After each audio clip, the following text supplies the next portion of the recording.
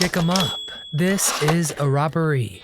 Who would have guessed a man referred to as Angel Eyes would become Hollywood's go-to baddie?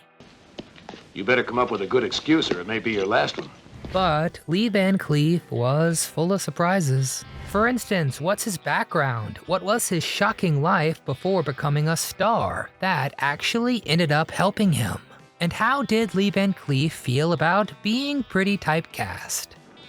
The dead is dead, and that's my problem. Now you two are gonna ride with me. Or... Welcome, I am your host, Nostalgic Nick, with all these answers and much more, including the truth behind his rivalry with Clint Eastwood. If you enjoy our tale today, please give it a thumbs up to show your support, and subscribe to our channel so you never miss a new deep dive. But now, without further ado, let's round 'em up.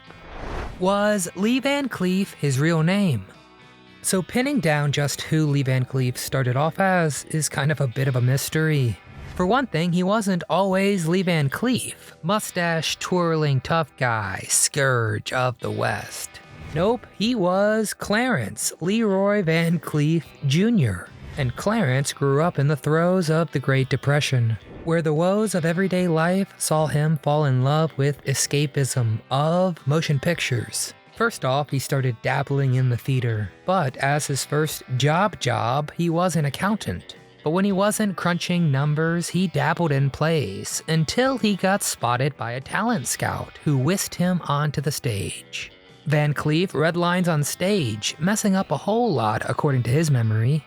Yeah. More line reading happened, and finally Van Cleef chatted with the director, who was ready for him to start the very next day. Only problem was Lee wanted to give his 2-week notice to his accounting job. Hey, that's pretty cool. I know I'm generous. The director wasn't thrilled about that. But here's the thing, Lee's boss had done theater too, and he knew how badly Van Cleef wanted to do that. So he fired him. That way, no 2-week notice needed. Probably one of the few times in history someone was thrilled to be fired. Was Lee Van Cleef into martial arts? Steely-eyed and stoic, that's what people knew the mustachioed Van Cleef to be.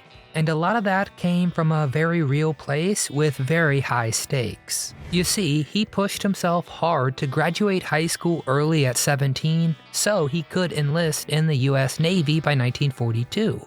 Lee underwent all the grueling training and served on a submarine chaser and a minesweeper. Lee and the ship, called the USS Incredible, and isn't that a fitting name, played a pretty huge part in the US invasion to liberate southern France. And by the time Lee was discharged in 1946, he was highly decorated.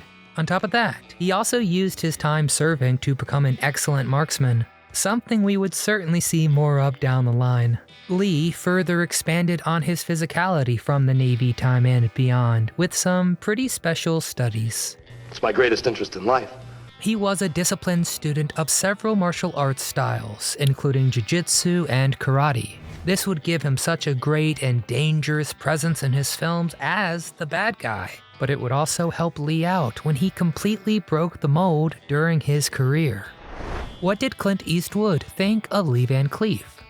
By the late 1950s, Lee had hit his stride with a bunch of film and TV appearances under his belt. But his life was derailed in 1958 when his convertible was hit head-on by a truck.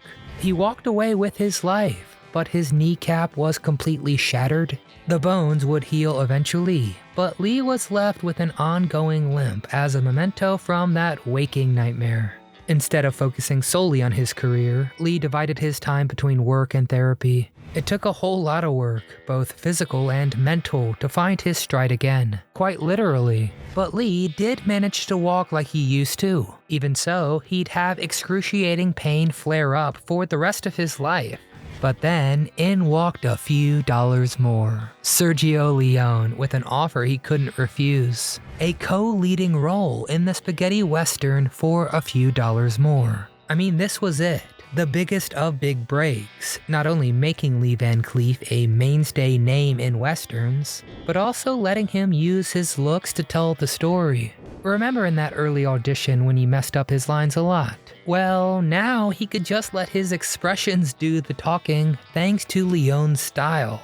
And, of course, that put him opposite the boss himself, Clint Eastwood. And this collaboration would shake up both of their careers. Eastwood's reign at the top of the Western game was no longer a sure thing with the competition from the likes of John Wayne.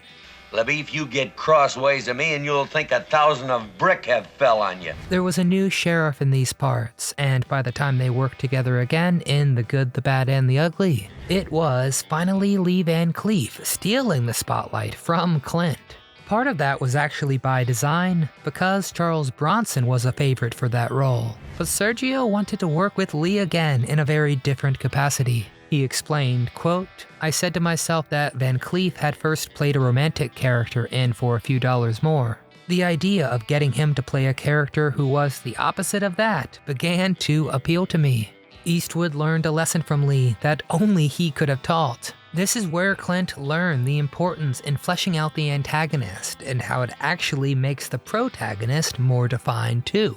Clint would look back fondly on their informative relationship and listed Lee by name as a standout in the entire genre. And when Lee Van Cleef rode off into his final sunset, Eastwood was right there with an army of fans to mourn such a great loss. Did Lee Van Cleef ever play a good guy? In every sense, Lee was the perfect bad guy. He had an intense stare and powerfully angular features. Although High Noon director Stanley Kramer wanted Lee to get nose surgery. But instead of getting surgery, Lee told Stanley what he could do with himself. And so yeah, Lee was swapped up for Deputy Harvey Pell for the regular old grunt Jack Colby. But good thing he stood his ground, because his commanding presence made Lee a force to be reckoned with, even when he just stood there menacingly in the background. But this perfect storm wrote himself into a bit of a corner, career-wise, which is many actors' worst nightmare. The dreaded typecasting. But not so much for Lee Van Cleef. Actually, as far as he was concerned, it was ideal. Johnny Carson once asked, "Do you ever get tired of playing bad guys?" And Lee shockingly answered, "No, they're pretty good characters, actually. Yeah. They got a lot of depth, some of them." I think it's a bit of a challenge that not everyone is up for, but if there's one thing we know about Lee, he never let a challenge conquer him. He conquered it.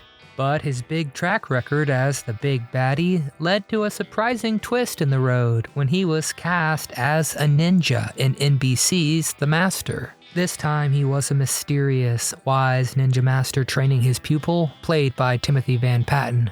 The show only lasted 13 episodes before going to the great cable box in the sky, but he proved yet again that he was a man of many talents. And of course, his extensive physical training from decades ago made the role a breeze for him. Don't try any fooling around. I've had enough exercise. What was the cause of death for Lee Van Cleef? Lee Van Cleef was a man of many remarkable traits, right down to his heterochromia, giving him one blue eye and one green. He was plagued by agonizing pain from that horrible car crash. But that wouldn't be the end of it, as his body eventually worked against him. The latter years of Lee's life were plagued by health issues. By the 70s, Lee was suffering from heart disease. The following decade, he had a pacemaker, wrapping up production on Thieves of Fortune. That was until he was found collapsed in a heap in his California home. It was December 16th, 1989, when Van Cleef suffered a fatal heart attack, putting a premature end to his remarkable life at just 64. Cleef was survived by his third wife, as well as a daughter and 2 sons from his first marriage. It is said that Cleef's funeral was a huge affair, with fans flocking to remember him. They were all wearing Western-style clothing as a final tribute to the bad man himself. His path to stardom was a strange one, but his aim proved to be true, and Lee would be part of that remarkable shift in the entire Western genre, from solid divides between good and bad to complexity from both sides. That's exactly what his own life was all about. Complexity from start to finish. Alright, that's enough of me, now we need to hear from you. What was your favorite Lee Van Cleef role?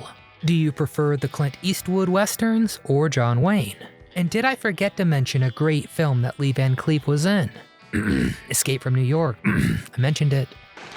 Don't get impatient. Well, get in the comments and tell us. Tell us all things Lee Van Cleef. If you enjoyed our deep dive today as much as we did, please give it a thumbs up to show your support. Subscribe to our channel so you never miss a memory. But most importantly, from all of us here at Do You Remember, we want to thank you very much for watching.